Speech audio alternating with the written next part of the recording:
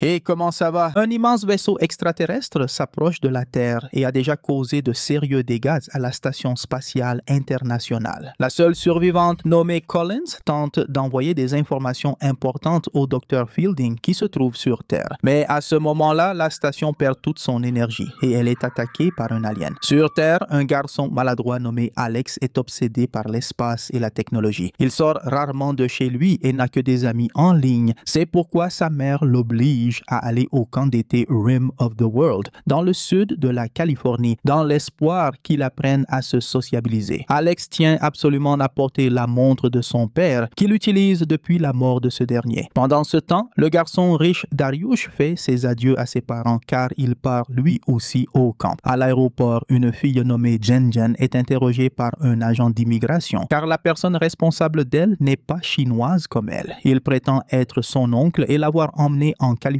pour une compétition d'orthographe. Une fois que l'agent les laisse enfin passer, Jen Jen paie l'homme inconnu pour sa prestation. Ensuite, elle prend un taxi jusqu'au camp. Plus tard, lorsque Alex arrive au camp, il est présenté au moniteur et les trouve tous très étranges. Il essaye de parler chinois avec Jen Jen, mais elle l'ignore. Dariush tente de flirter avec une monitrice sans succès. Lorsque les activités commencent, Dariush essaie aussi de flirter avec Jen Jen, mais elle l'ignore et descend la tyrolienne. Alex est le suivant, mais il se sent étourdi et terrifié, alors il descend immédiatement. Un des moniteurs le traite de lâche et contrarié, Alex s'enfuit en courant. Le soir, tout le monde fait du bruit au camp, alors Alex se rend sur le pont pour chercher un peu de calme. Jen Jen est également là et tous deux profitent simplement de la compagnie silencieuse de l'autre. Le lendemain, les enfants sont emmenés au lac pour faire du canoë, mais l'activité est retardée car quelqu'un a déféqué dans une embarcation. Pendant que le groupe attend le nettoyage, Jen Jen s'éloigne et Alex la suit, disant que c'est dangereux, mais elle ne lui répond pas. Finalement, elle arrive au belvédère mentionné dans la brochure du camp et adore la vue. À ce moment-là, Alex reçoit un appel de sa mère, mais il doit ranger son téléphone quand Dariush surgit entre les arbres après s'être soulagé. Ensuite, Dariush traîne Alex au bord de la falaise, disant que la thérapie d'exposition l'aidera à surmonter sa peur du vide. Soudain, Gabriel apparaît derrière eux et ordonne à Dariush de lâcher Alex. En colère, Dariush prétend connaître les arts martiaux, mais avant qu'il ne bouge, Gabriel le frappe et aide Alex. Peu après, ils entendent une explosion et reçoivent des messages sur leur téléphone. C'est le système d'alerte d'urgence qui informe que tous les civils doivent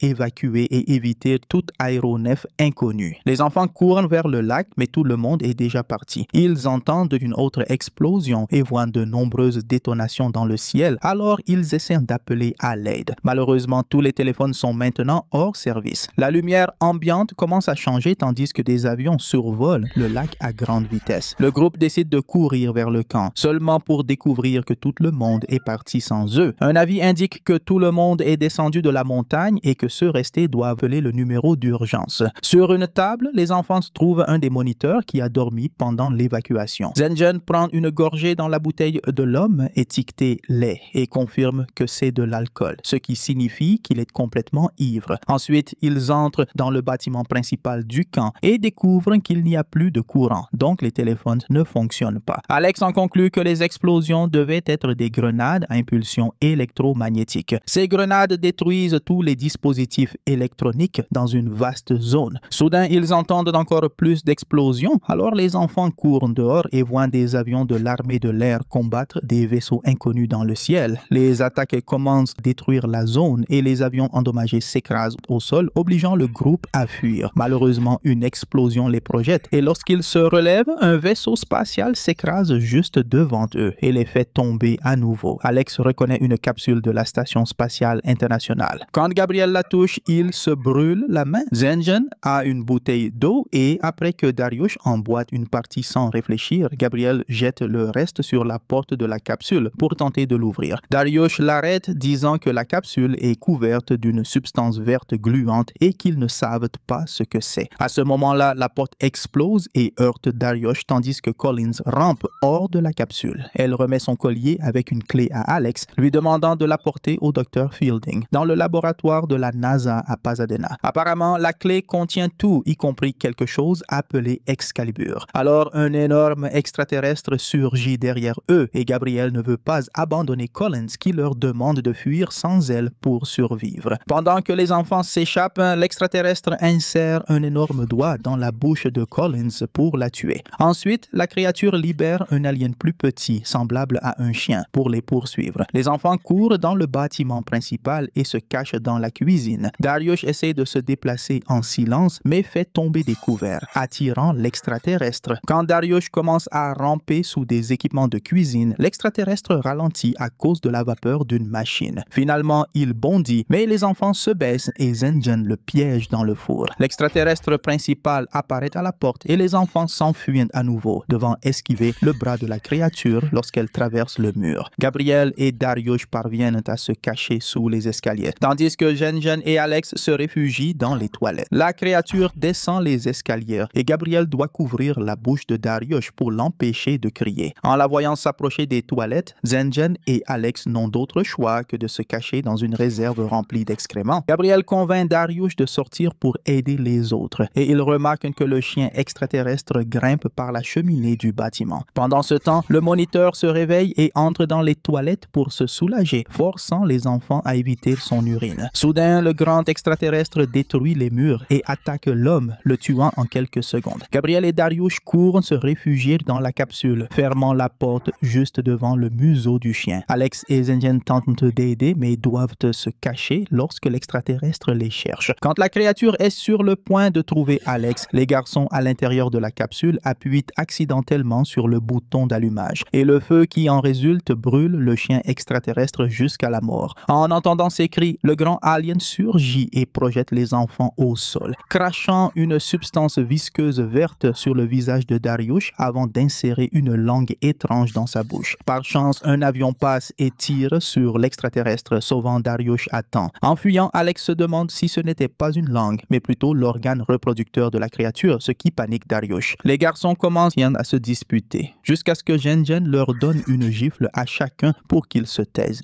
Ensuite, elle parle pour la première fois, disant qu'ils doivent continuer et livrer la clé. Pasadena se trouve à environ 70 miles du camp et Darius fait remarquer qu'il est dangereux de voyager pendant une invasion extraterrestre. Gabriel décide qu'il pourrait chercher le commissariat le plus proche et remettre la clé à la police pour qu'elle s'en occupe. Ensuite, ils prennent des vélos dans un autre bâtiment du camp. Alex admet qu'il n'a jamais appris à faire du vélo, mais Gabriel refuse de l'abandonner et propose de lui apprendre. Sur la route, ils soutiennent Alex pendant qu'il s'habitue au vélo et bientôt, il parvient à rouler seul. Cependant, il trébuche et tombe. En regardant en bas de la falaise, il est choqué de découvrir que la ville a été détruite. De retour au camp, le grand extraterrestre se réveille et découvre que son chien est mort, alors il rugit de rage. Quelques instants plus tard, les enfants arrivent en ville et la trouvent complètement vide. En arrivant au commissariat, Gabriel dit qu'il attendra dehors avec les vélos. Les autres entrent avec des lampes torches car il n'y a pas de courant et trouvent une note d'évacuation. Il s'avère que l'utilisation d'armes nucléaires a été autorisée à Los Angeles, tandis que l'Europe et l'Asie sont déjà tombées. La priorité de toutes les unités est de localiser la source d'énergie des extraterrestres. Dans une cellule, Alex trouve un criminel nommé Lou qui demande à être libéré. Darius pense que c'est une mauvaise idée, mais Zengen dit qu'ils n'ont pas le droit de décider s'il doit vivre ou mourir. Quand Lou dit qu'il a un fils qui l'attend, Alex lance les clés devant la cellule et dit qu'il pourra sortir une fois qu'ils seront partis. Ensuite, les enfants continuent d'explorer la ville à vélo et voient quelques véhicules passer. En essayant d'attirer l'attention, ils se retrouvent encerclés par des soldats armés. Ceux-ci baissent leurs armes en voyant que ce sont des enfants et le commandant félicite Alex lorsqu'il remet la clé à Fielding. Les enfants sont embarqués dans un bus pour être emmenés au centre d'évacuation. Cependant, alors que tous les véhicules s'éloignent, un vaisseau extraterrestre ouvre le feu et détruit tout le convoi en quelques secondes. Le conducteur du bus reste coincé sous le toit effondré et dit aux enfants de fuir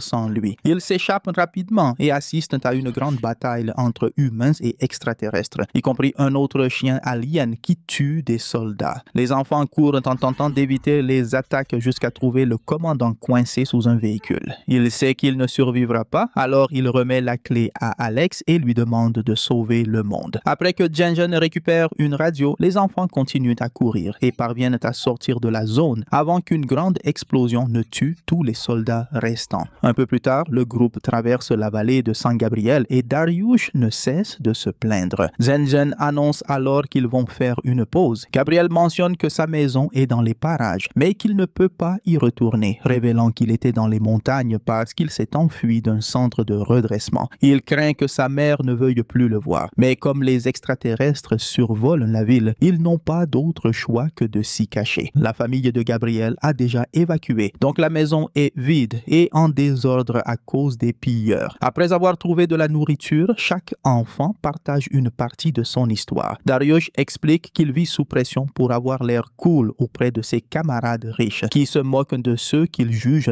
faibles. Gabriel a grandi sans père et aidé sa mère au marché. Un jour, il s'est trompé dans la monnaie et un client l'a accusé de vol, ce qui l'a poussé à perdre le contrôle et à le frapper. Sa mère a été licenciée et ne lui a plus jamais rendu visite en prison. Zenjen le réconforte en disant que personne ne choisit la famille dans laquelle il naît, mais que chacun peut en créer une nouvelle. Le groupe prend alors un selfie ensemble. Il n'y a que 2 lits dans la maison, alors les garçons débattent pour savoir qui dormira avec Zenjen, et c'est Alex qui gagne. Il essaye de se distraire avec un Rubik's Cube, mais Zenjen lui prend la main et lui dit qu'elle est contente que ce soit lui. En pleine nuit, les enfants entendent un bruit étrange. Ils vont dans le jardin et sont encerclés par des hommes armés et masqués, menés par Lou. Il confirme qu'il est un méchant et exige la clé d'Alex, qu'il veut vendre pour beaucoup d'argent. Quand Alex refuse, Lou sort un couteau et menace de la lui prendre de force. À ce moment, un grand extraterrestre surgit et commence à tuer les hommes un par un. Lou tire pour se défendre, mais il est aussi tué. Alors que les enfants fuient, Gabriel voit la piscine et a une idée. Il demande à Zenjen ses bâtons lumineux. Il les agite pour attirer l'attention du monstre pendant qu'il traverse l'eau. La créature essaie de suivre Gabriel, mais tombe dans l'eau et reste piégée dans la bâche de protection. Le lendemain, en traversant l'est de Los Angeles, Alex réalise que c'est le même extraterrestre que celui du camp, ce qui signifie qu'il peut se régénérer. Dariush recommence à se plaindre et dit qu'Alex ne devrait plus être le chef, mais Gabriel prend sa défense. Cela déclenche une dispute et bientôt les garçons se battent au sol jusqu'à ce que Zenjen doive les séparer. Dariush avoue alors que sa famille est en faillite et que son père va être arrêté, raison pour laquelle il a été envoyé au camp. Alors qu'il s'excuse auprès de Gabriel, Zenjen entend un signal radio. C'est un message en morse de Fielding qui leur demande de se dépêcher. Pendant ce temps, l'extraterrestre sort de la bâche. Les enfants s'arrêtent dans un centre commercial pour se changer. Zenjen révèle qu'elle a fui parce que son père voulait un fils, mais que ses amis sont désormais sa famille. Ils trouvent ensuite une Ford Mustang dehors et décident de la prendre. Alex veut conduire, mais ne sait pas utiliser une boîte manuelle. Alors Zenjen prend le volant. Après avoir évité plusieurs voitures détruites, les enfants hurlent quand l'extraterrestre saute sur le toit et brise le pare-brise. Il tente de les attraper par le haut. Alors Zenjen percute volontairement un abribus pour le faire tomber. Malheureusement, le monstre remonte immédiatement sur la voiture et continue de frapper. Zenjen leur dit de sauter et les enfants quittent la voiture, la laissant tomber du pont. L'extraterrestre s'écrase au sol et le véhicule l'écrase. Le groupe pense que c'est fini, mais Alex se rend compte qu'il a oublié la clé dans la voiture. Dariush propose d'y retourner malgré le tremblement du véhicule. Il finit par retrouver la clé, mais en sortant, il est frappé à l'estomac. Il rampe à travers l'intérieur et ressort par l'autre porte. Heureusement, il retrouve ses amis et tous reprennent la route. Lorsqu'ils arrivent à Pasadena, Zenjen dit en chinois qu'elle aime Alex, mais il ne comprend que les bases et ne saisit pas ses mots. La radio fonctionne à nouveau et les guide vers un bâtiment détruit. Là, ils découvrent que Fielding est mort et que c'était son sang qui activait le transmetteur. Le groupe pense à abandonner, mais une voix à la radio les interrompt. C'est un général de l'armée résigné qui leur ordonne de se cacher. Alex refuse et fait un discours poignant qui convainc le général de leur révéler la suite. Ils doivent aller au sous-sol via la ventilation et activer les générateurs avec un intervalle de 4 secondes pour ouvrir le coffre. Là se trouve un laser nommé Excalibur. Avec les coordonnées de la clé et l'antenne sur le toit, les enfants doivent tirer sur le vaisseau mère pour mettre fin à la guerre. Zenjen se propose d'entrer dans les conduits. Alex lui donne sa montre et elle l'embrasse sur la joue avant de partir. Comme les autres sont blessés, Alex décide d'aller sur le toit malgré sa peur du vide. Pendant ce temps, l'extraterrestre se divise en 2 pour s'échapper. Zenjen rampe dans les conduits et arrive au sous-sol effrayée par les corps.